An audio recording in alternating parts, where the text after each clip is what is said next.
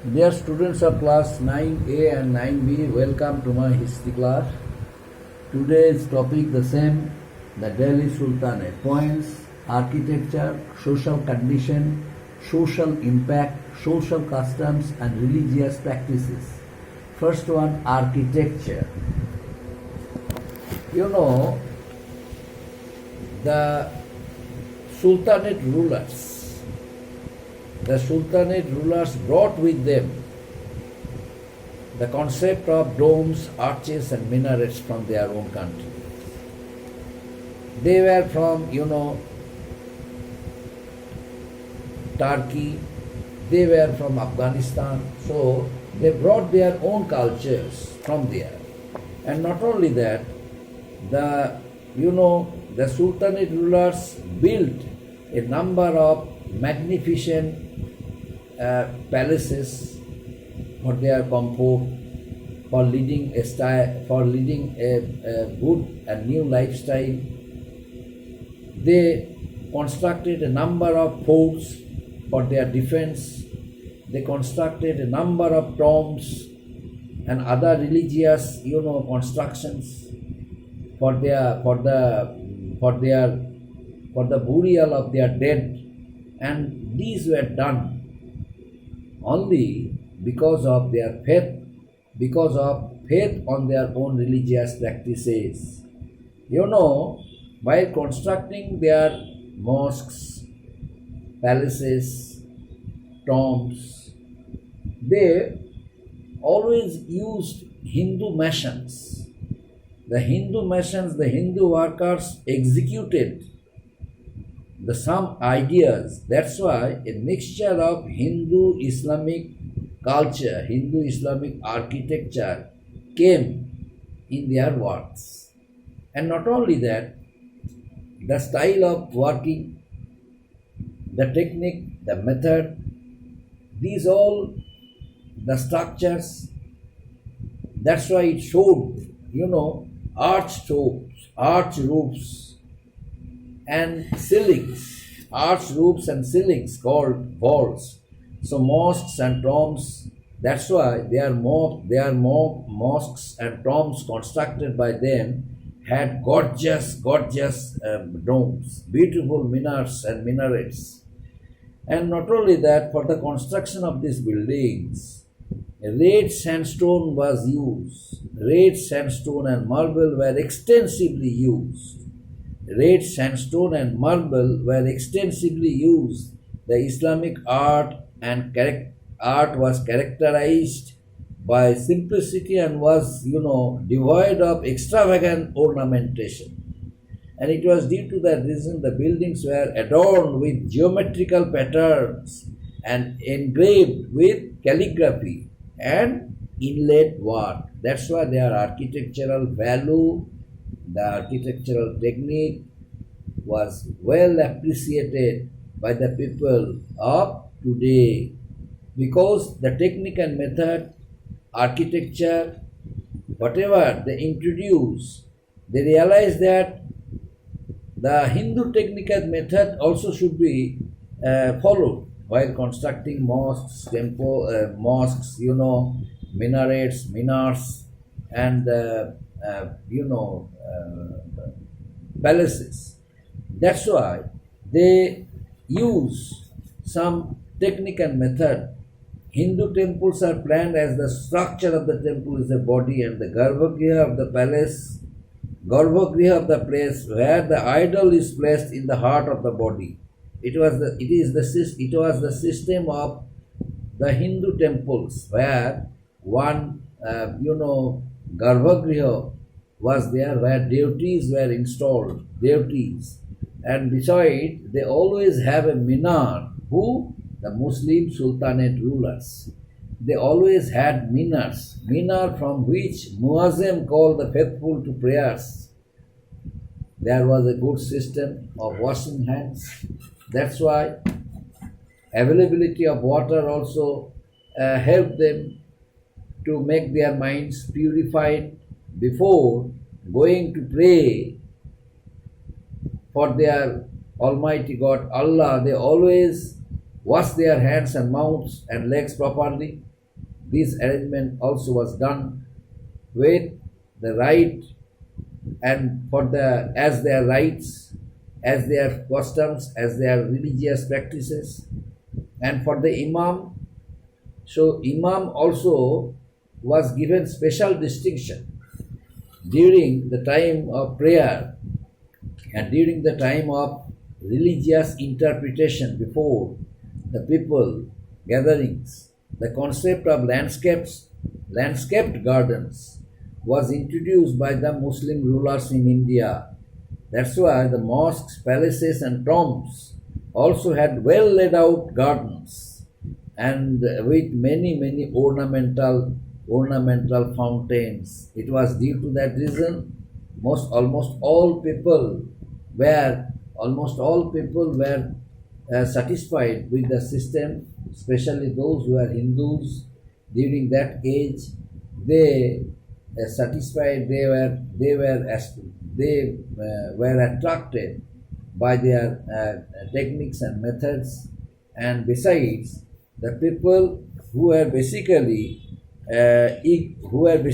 ignorant of this, they also were attracted by the magnificent buildings, minarets, whatever they constructed. The Islamic art also was characterized.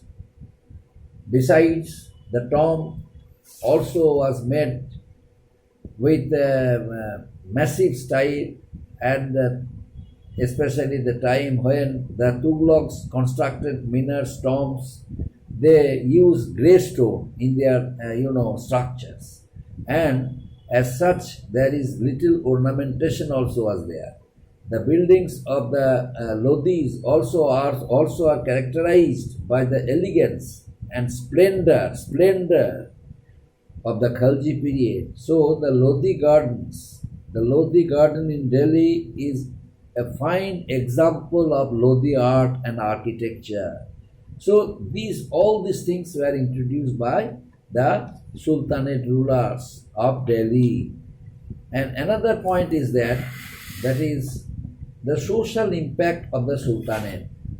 During medieval period, the Islamic culture brought in by the Turks and Afghans, and as a result of it, the Hindu people who lived there during that period, they also had followed a new style, and the style became a style mixed with the Islamic style.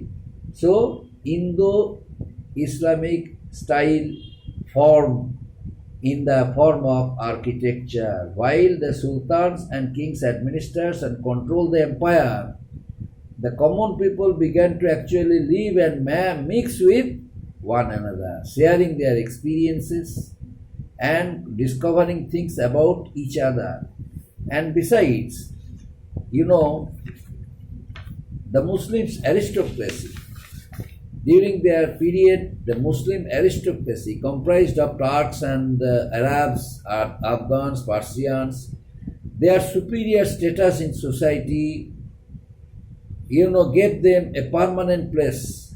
Hindus suffered humiliation sometimes, yet prominent businessmen were all Hindus. Naturally, they were paid respect and special distinction. Institutions of untouchability, Urda system also had their slaves.